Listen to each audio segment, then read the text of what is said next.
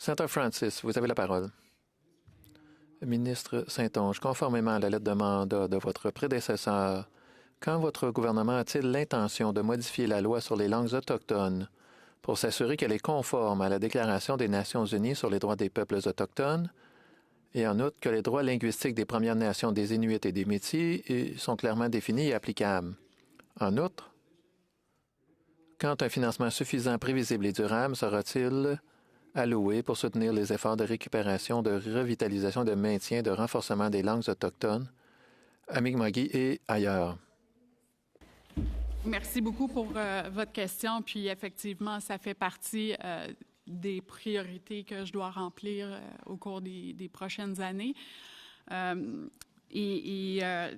C'est un travail qui est très important au sein du ministère, qui a été entamé déjà, de travailler avec les différentes communautés autochtones à travers le pays pour collaborer et avoir les ressources, le soutien nécessaire pour travailler à la revitalisation des langues autochtones.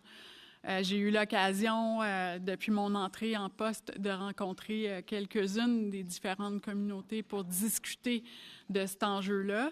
Je sais qu'il y a énormément de travail à faire par les communautés parce que la plupart des langues autochtones au pays sont vraiment menacées à très court terme. Et il y a ce sentiment d'urgence-là d'aller plus vite et d'assurer la transmission de la langue et de la culture aux générations actuelles et générations futures. Donc, il y a beaucoup à faire. Notamment pour former les personnes qui vont pouvoir enseigner la langue.